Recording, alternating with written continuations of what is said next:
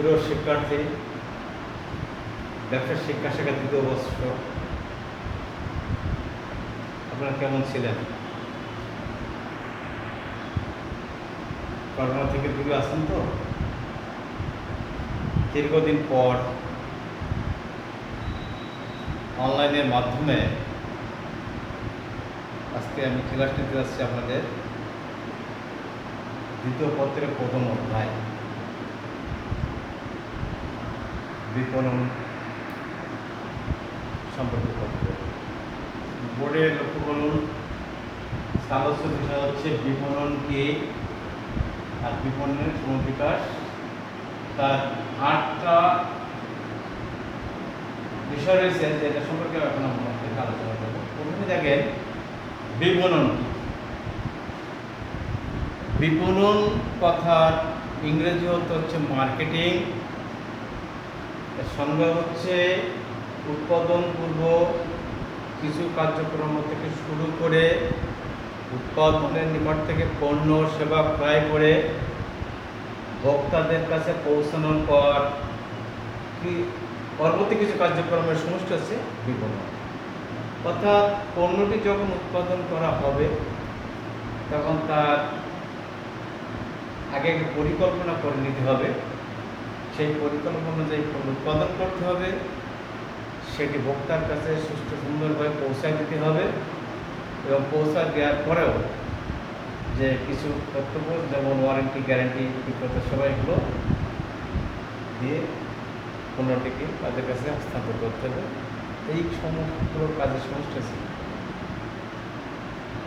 এই বিপণন যখন আমরা জানবো তখন আমরা জানবো, যখন আমরা পণ্য উৎপাদন করবো তখন ভোক্তাদের কী জাতীয় পণ্যের চাহিদা আছে, কী জাতীয় পণ্যের রুচি রয়েছে সেইটা আমরা আগে খেয়াল করবো। কারণ এখন প্রতিযোগিতার যুগ, যদি আমরা এগুলো খেয়াল না করে পণ্য উৎপাদন করি তাহলে আমার ভোক্তা তাদের পছন্দ যে পণ্য উৎপাদন যদি না করে দিলে ভোক্তা সেখান থেকে ফিরিয়ে নেবে এবং আমার পণ্যটি মুক্ত হয়ে পড়বে। সঙ্গত কারণে আমার পূর্ব একটা পরিকল্পনা করে নিয়ে আমার পণ্য উৎপাদন করে সেগুলো পরিবহন, গোদামজাতকরণ, পরিমিতকরণ ইত্যাদি কার্যকলাপের ভিতর দিয়ে ভোক্তার কাছে পৌঁছাতে হবে এবং সেখানে পৌঁছানোর পর তাদের বিক্রেতা সেবা, ওয়ারেন্টি, গ্যারান্টি যা আছে সব কিছু তাদেরকে দিয়ে এটাকে আমাদেরকে বোঝাতে হবে। এই সমগ্র কার্যগুলো হচ্ছে বিপণন। এখন দেখা যাক বিপণনের ক্রমবিকাশ কীভাবে হয়েছে। আমরা প্রথমত দেখবো আত্মনির্ভরশীলতার যুগ।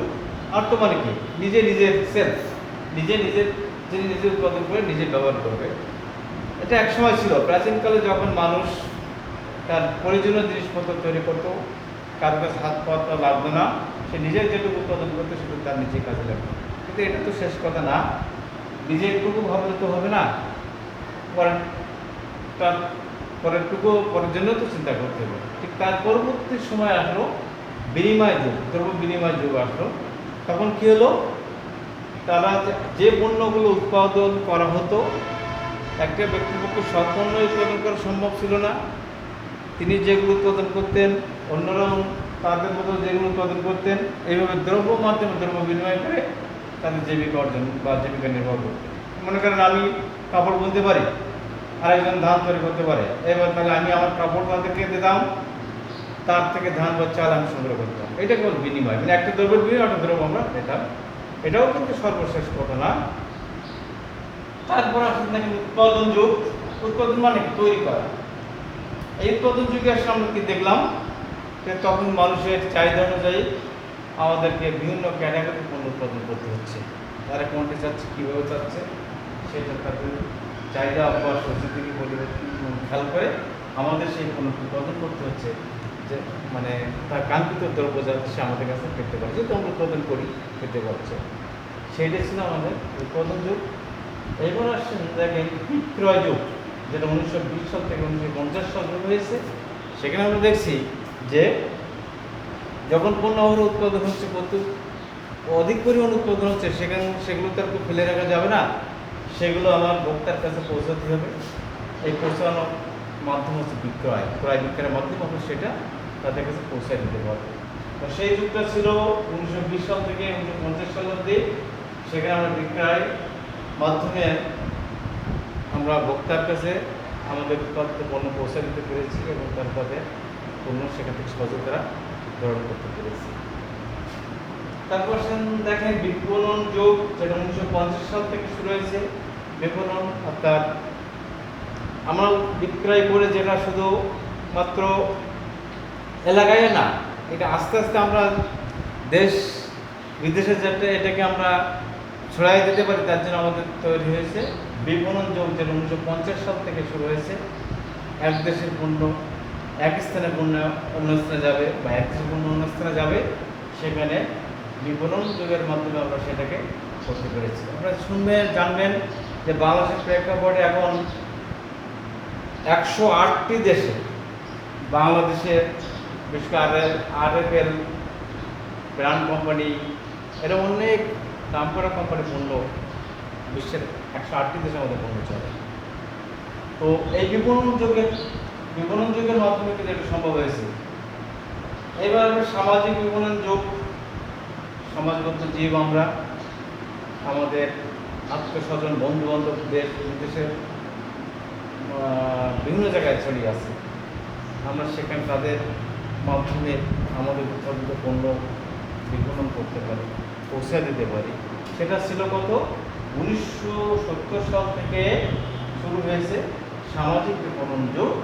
এই সামাজিক বিপণন যুগে আমাদের সম্পর্কটা আরও গভীর হয়েছে। আমরা প্রত্যেকে দেশের পণ্য বাদাম নিষেধ যেখানে নাই, আমরা বিভিন্ন দেশের পণ্য আমরা সেটা ব্যবহার করতে পারছি। আমাদের ভিতরে একটা সম্পর্ক। এবার সম্পর্ক ভিত্তিক বিপণন যুগ 1990 সাল থেকে শুরু হয়েছে সম্পর্ক। আপনারা জানেন সার্কভুক্ত দেশগুলোর সাথে আমাদের অধিকাংশ দেশের সাথে আমাদের একটা বিপণন কার্যক্রম আছে। তো 1990 সাল থেকে এটা শুরু হয়ে আমরা পার্শ্ববর্তী ভারত, নেপাল, এইগুলো অন্যান্য দেশের সাথে আমাদের একটা বিপণন সম্পর্ক রয়েছে এবং আমরা আমাদের পণ্য সেখানে রপ্তানি করি এবং আমাদের প্রয়োজনীয় পণ্য সেখান থেকে আমরা আমদানি করি। যেটা আমরা দেখছি 90 সাল থেকে সেটা চলছে। সর্বশেষ দেখেন মোবাইল বিপণন যুগ, যেটা 2010 সাল থেকে শুরু হয়ে অদ্যাবধি সেটা চলবে। মোবাইল বিপণন যুগ আমাদের একটা জীবন্তকারী অধ্যায়। এখানে আমরা বাড়ি বসে আমরা আমাদের কাঙ্ক্ষিত পণ্য পেতে পারি। অনলাইনে আপনারা শুনে দেখবেন বা প্র্যাকটিক্যাল দেখছেন যে অনলাইনের মাধ্যমে আমাদের পণ্য সামগ্রী এখন ভোক্তার কাছে আমরা বাড়ি বসে তাদের পণ্য সামগ্রী পাচ্ছে এবং তারা সেটা সেখান থেকে নিতে যাচ্ছে। তো এইগুলো ছিল আমাদের বিপণনের বিকাশ। আরও যতদিন যাবে তত আমাদের ভোক্তাদের রুচি অভ্যাস যেমন পরিবর্তন হবে, আমাদের বিপণন কার্যক্রমও তথা পুনর্বিকাশ আমরা বেশিরভাগ পরিস্ফুটিত হবে বলে আমরা বিশ্বাস করি। তো যাই হোক, এখানেই মোটামুটি বিপণন পুনর্বিকাশ সম্পর্কে ছোট্ট ধারণা আপনাদেরকে দেওয়া হলো। এরপরে আমি আপনাদেরকে আরেকটু বলতে চাই যে যেহেতু বইপত্র সম্পর্কে আমাদের কোনো ধারণা আমরা এখন দিতে পারিনি, আপনারা দূর দূরান্ত থেকে যেখানে আছেন দ্বিতীয় পত্রের বইটা সঞ্জিত শাহ অথবা পাঞ্জিরি বইটা সংগ্রহ করবেন। আমার কন্ট্যাক্ট নম্বর আপনাদের কাছে দেওয়া আছে। তারপরে আমি আপনার একটু বলি 01727012310 এই নম্বরে আপনারা ফোন করে যদি কোথাও বুঝতে অসুবিধা হয়ে থাকে বা নতুন করে যদি কিছু জানার থাকে আপনারা জানবেন, আমাদের যথাযথভাবে প্রশ্নের উত্তর দেওয়ার চেষ্টা করবেন।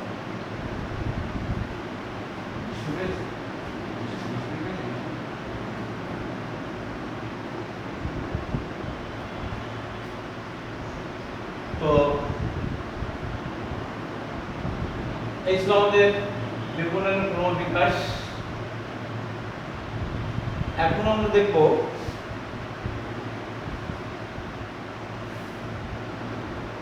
বিপণনের বৈশিষ্ট্য।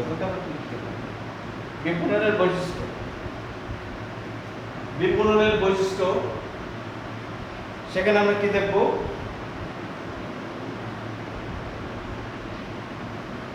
সামাজিক প্রক্রিয়া। প্রক্রিয়া মানে পদ্ধতি বা কাজ, ক্রিয়াকলাপ।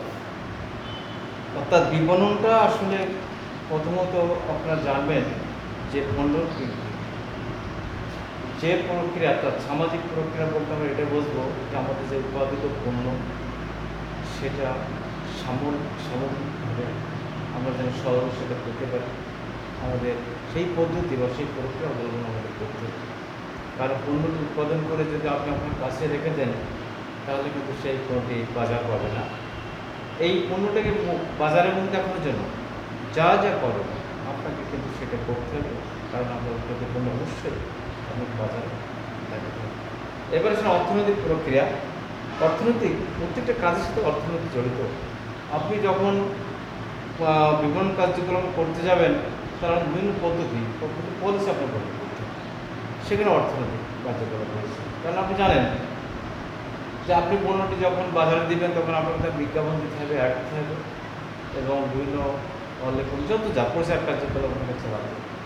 এই প্রক্রিয়াগুলো যত তাড়াতাড়ি আপনি করতে পারবেন, কারণ আপনি জানেন প্রচারের প্রসার যত তাড়াতাড়ি আপনি করতে পারবেন এবং আমার পণ্যটি তত তাড়াতাড়ি মার্কেট অর্থাৎ বাজার পাবে এবং একসময় দেখবেন আমার কোনো ব্র্যান্ড তৈরি হয়েছে। এটা আপনাকে করতে হবে। এরপরে আসেন ব্যবস্থাপক প্রক্রিয়া, অর্থাৎ ম্যানেজমেন্ট সিস্টেম। ম্যানেজমেন্ট অর্থাৎ যিনি ম্যানেজ করতে পারেন তিনি আছেন ম্যানেজার। অর্থাৎ আপনার এই পণ্যটি যখন আপনি বাজারজাতকরণ করবেন তখন আপনাকে সিদ্ধান্ত নিতে হবে সুন্দর করে যে কত সুন্দর করে আপনি বাজারে দিতে পারবেন, কীভাবে আপনার ভোক্তা সহজে সেটা পেতে পারে। কারণ পরিকল্পিতভাবে আপনি যদি সেটা না করেন তাহলে কিন্তু আপনি এলোমেলোভাবে হয়ে যাবে এবং আপনি সিদ্ধান্তে আসতে পারবেন না। এই জন্য আপনাকে কী করতে হবে, আপনাকে ব্যবস্থাপকের সিদ্ধান্ত প্রক্রিয়ায় যেতে হবে যাতে সুন্দর সুষ্ঠুভাবে সেটাকে পরিবর্তন করা যায়। যাতে ভোক্তা মুক্তিটা, ভোক্তা মানে যারা এটাকে ভোগ করবে আপনার পণ্যটাকে, তাদেরকে আকর্ষণ, আপনার পণ্যকে তাদেরকে আকর্ষণ করতে হবে। এই আকর্ষণ করতে গিয়ে আপনি যা যা করুন আছে আপনি সেটা করবেন। কারণ আপনি জানেন এই চরম প্রতিযোগিতার বাজারে সবাই তার পণ্যটাকে বড় করে দেখতে চায় বা সে বাজার পেতে চায়। তাহলে এই বাজার পেতে গেলে আপনার পণ্যে যেমন গুণগত মান থাকতে হবে তেমন পরিচালনা থাকতে হবে। ভোক্তারা কী চায়? ভোক্তারা সঠিক দামে, ন্যায্য দামে উৎকৃষ্ট মানের পণ্যটি পেতে চায়। আপনাকে সেইটা মাথায় রেখে ভোক্তা মুক্তিটা করতে হবে। অর্থাৎ ভোক্তারা যাতে আপনার পণ্যটিকে মানে সবসময় আপনার পণ্যটির দিকে সদর দৃষ্টি রাখে, সেটা আপনাকে করতে হবে। তার জন্য যা যা করো আপনাকে ঠিক সেইটাই আপনাকে করতে হবে। ক্রেতা সন্তুষ্টি। ক্রেতা মানে যারা কি করতে, ক্রেতা সন্তুষ্টি। ক্রেতা কীভাবে সন্তুষ্ট হবে? একজন ক্রেতা যখন আপনার কাছে আসবেন, আপনার পণ্যটি যখন নেবেন তখন আপনি তার গুণাগুণ তাকে বোঝাবেন, দেখাবেন, প্র্যাকটিক্যালি যে দেখানো সম্ভব সে দেখাবেন, ভালো ব্যবহার করবেন, সম্ভব হয় তাকে স্যাম্পলিং দেবেন, তাহলে দেখবেন অত্যন্ত সন্তুষ্ট চিত্তে আপনার পণ্যটি সে গ্রহণ করবে। কারণ আপনি যদি তাকে ভালো না বাসেন আপনার পণ্য সে নেবে গেল।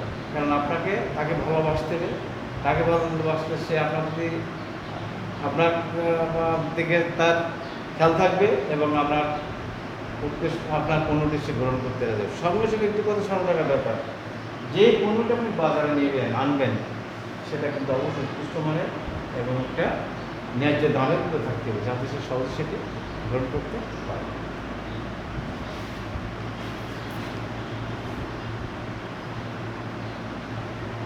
কার্যাবলী।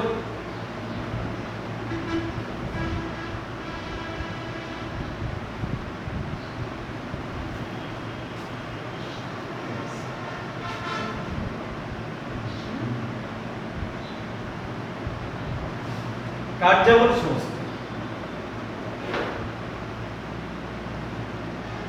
আপনার টোটাল কাজের একটা সিস্টেম বা নেটওয়ার্ক, কোন কাজটা কখন কীভাবে করবে। কারণ যদি আবার ছড়ানো চেটানোভাবে করেন কোনটা পারে কোনটা করতে হবে, এটা যদি আপনি সুন্দরভাবে না করেন তাহলে আমি কিন্তু টার্গেট পৌঁছাতে পারবো।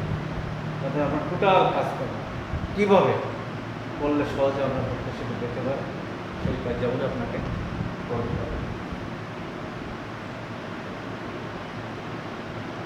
গতিশীল প্রক্রিয়া, গতি বাড়াতে হবে। পণ্যটা আপনি যখন বিক্রি করবেন তখন অহরহ প্রতিনিয়ত যাতে আপনার পণ্যটি বাজারে যেতে পারে, আপনার ভোক্তারা বসে সহজে সেটা পেতে পারে, এর জন্য যত যা করণীয় আছে আপনাকে গতি বাড়াতে হবে। গতি বাড়ানোর কারণ কীভাবে করতে হবে? আপনার ভালো দক্ষ কর্মী থাকবে, পর্যাপ্ত পরিমাণ মাল উৎপাদন হবে, এবং যারা পরিবহন বা গ্রামজাতকরণের সাথে যারা জড়িত থাকবে তাদের সবসময় অ্যাক্টিভ থাকতে হবে, যাতে আপনার পণ্যটি চাইবা মাত্র যারা সহজে তারা দিতে পারে। এটা যদি আপনি সময় মতো না দিতে পারেন তাহলে তাদের কী হবে? তারা আপনার পণ্য থেকে কিন্তু মুখ ফেরাই দেবে। তাহলে আপনার এই গতিশীল প্রক্রিয়াটা আপনাকে মাথায় রাখতে হবে। আর এই সবগুলোই কিন্তু যে আগে আমরা পড়লাম না, ব্যবস্থাপক সিদ্ধান্ত, ব্যবস্থাপককে এমন একজন দক্ষ ব্যবস্থা থাকতে হবে যিনি এগুলো সব সুন্দর দেখভাল করবেন এবং কোথাও যেন ত্রুটি নয় তিনি সেটা দেখভাল করবেন। সামাজিক বিপণন, আমরা এটাকে কী করবো? সমাজবদ্ধ দিক, আমরা প্রত্যেকের সাথে প্রত্যেকের আমাদের সম্পর্ক পণ্য দিয়ে তাদের সাথে আমাদের সামাজিক সম্পর্ক সৃষ্টি করতে হবে। আমার পণ্য আমি যাতে বিভিন্ন জায়গায় দিয়ে তাদের সাথে তাদের পণ্য আমাদের সামাজিক বন্ধন দিয়ে আমাদের সামাজিক জীবনটা তৈরি করতে হবে।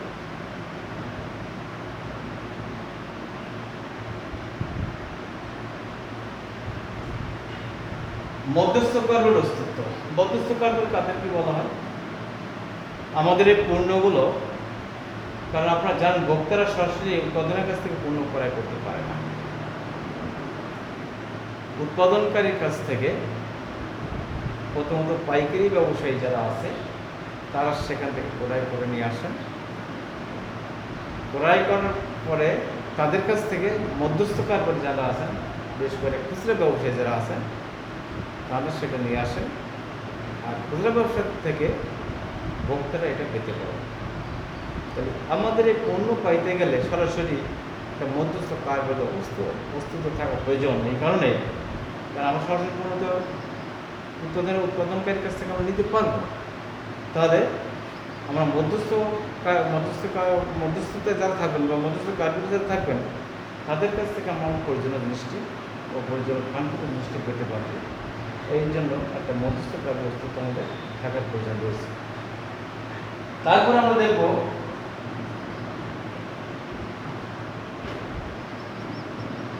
ব্যাপক আওতা।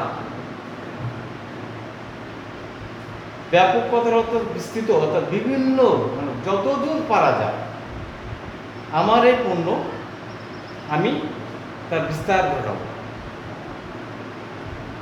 কারণ আমি চাইব যে যত প্রচার দিতে পারবো, যত সুন্দরভাবে আমার কাস্টমার সেটা ক্রয় করবে, যত বেশি উৎপাদন করতে পারবো তত বেশি বিক্রি হবে, তত বেশি মুনাফা হবে। তাহলে আমাকে কী করতে হবে?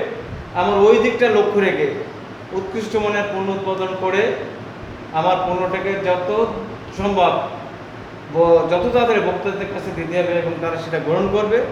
এক সময় দেখা যাবে যে আমার ব্যাপক পরিস্থিতি বলে আমার পণ্যটি ব্র্যান্ডে পরিণত হয়েছে। তো আজকের আলোচনায় আমরা এখানে রাখছি। আপনাদেরকে যতটুকু দেওয়া হলো আপনি সেটা হৃদয়ঙ্গম করবেন। কোনো ত্রুটি যদি থাকে বা বুঝতে অসুবিধা হয় সেটা আমাকে সরাসরি বললে আমি আপনাদের প্রশ্নের উত্তর দেবো। সকলকে ধন্যবাদ, সুস্থ থাকবেন।